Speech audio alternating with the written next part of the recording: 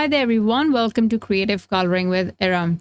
Today's video is part of the Altenew Educators video hub and the theme is You and You. We'll be exploring our favorite color combinations and I thought it would be the perfect opportunity to share some colorways featuring our newest products with you. Stay tuned.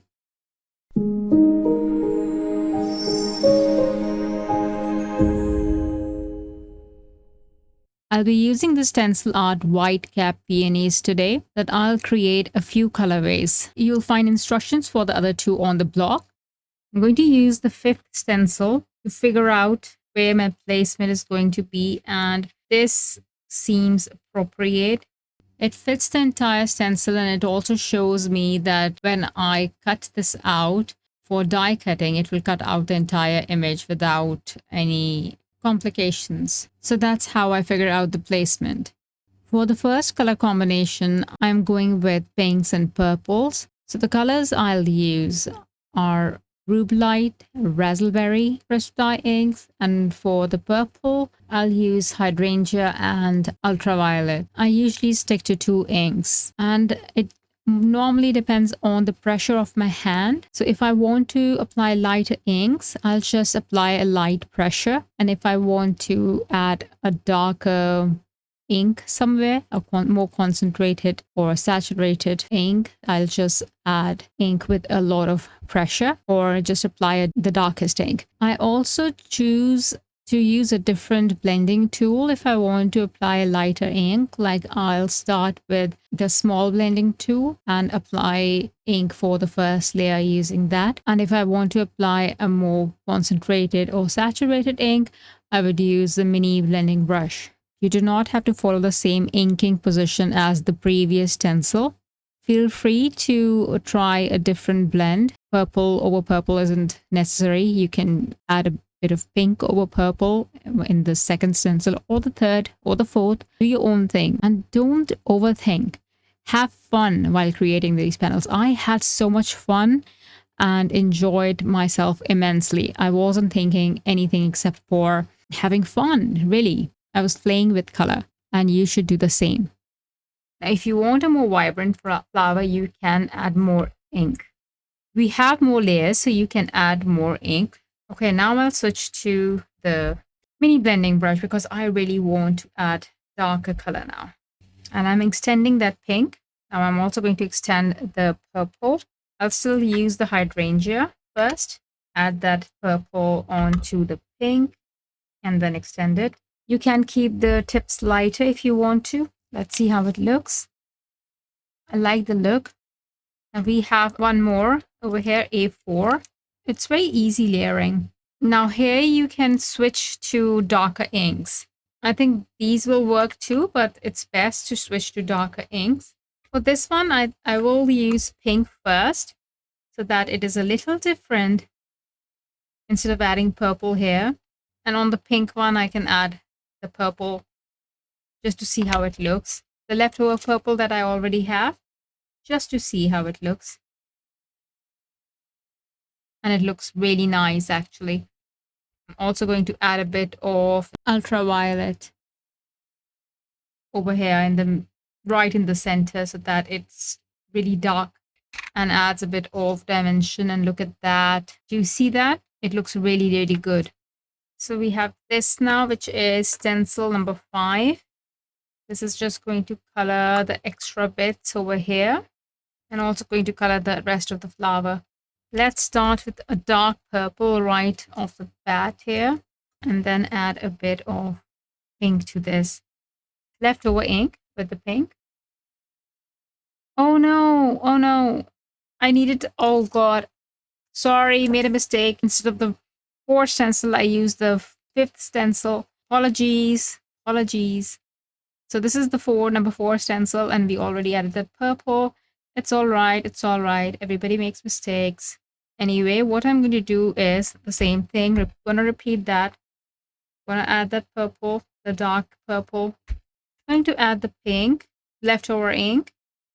I'm going to do the same thing over here. I will add the leftover purple ink that I have. Oh, I don't have any. And I will add whatever purple ink I have here. add it dark over here because this is going to be the darkest part, as I think it's going to be. Now I'm going to use the leftover pink ink.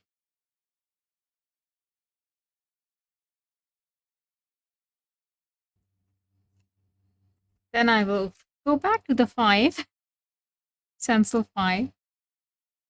Okay, I'm going to add the dark purple here. Then I'm going to add the dark pink. I'm going to go switch to Rubellite. I'm going to take a darker purple, which is Andromeda, and just add it to this area.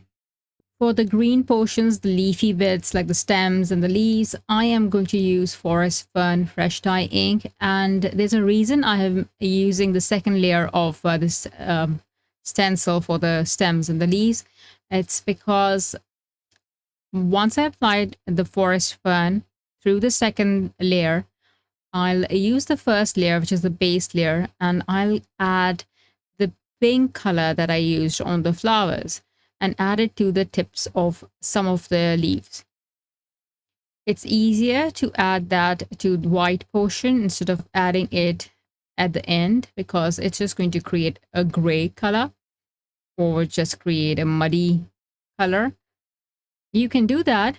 You can also add it at the end, but it's better to add it to a plain white surface so it's more visible, unless that's not what you are going for and you want a subtle grayish tone. Then by all means add the pink.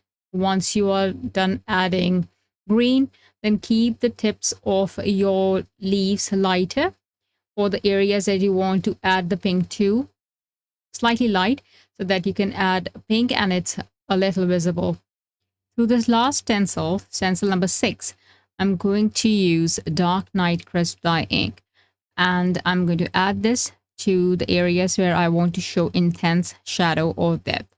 And then I will use the leftover pink ink on my blending brush to softly blend this out. I'll apply more saturated ink to the green portions, the same Forest Fern, and then I will use a micro blending brush to apply Dark Night to some of the portions of the green bits as well, just to add more depth. Now the Dark Night works in this case because it goes with the purple and it also goes with the green.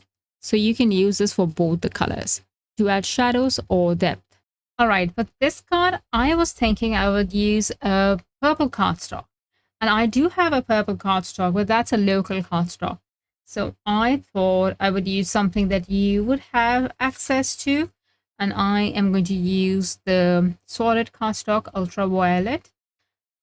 And what I'm going to do is, of course, this is not an A2 cardstock, so I'm going to take these 2 panels, and these are quite vibrant. And this one is slightly dull in front of this. Obviously, I'll need to add a little bit of inking to this, probably Dark Night or Arctic Mountain to, reduce the intensity of the purple. I have cut a panel of a white cardstock. We can adhere the purple panels directly on the white cardstock panel that I have, and you might not even see the line in between. But let's make it interesting. What I'll do is I'll cut these into strips. You can cut it into thin strips, or depends on your preference. But first I will ink the panel using Dark Night Crisp Dye Ink so that I can reduce the concentration, the vibrancy of the purple, and match it to the image that I have inked. I won't show you the entire process of this. It's just simple inking, just to change the tone of the cardstock. Then I will cut the cardstock panels into strips of 1.5 lengthwise. Then I will use Dark Night Crisp Dye Ink and apply the ink to the edges of the strips lengthwise using a mini blending brush. Next, I will apply glue tape onto the card panel, the base, and cover the entire panel with tape. Then start adhering the strips starting from the center point. Then once I have covered all the strips, the entire panel, I'll cut off the excess and adhere the remaining strip on the leftover area, and my background is ready.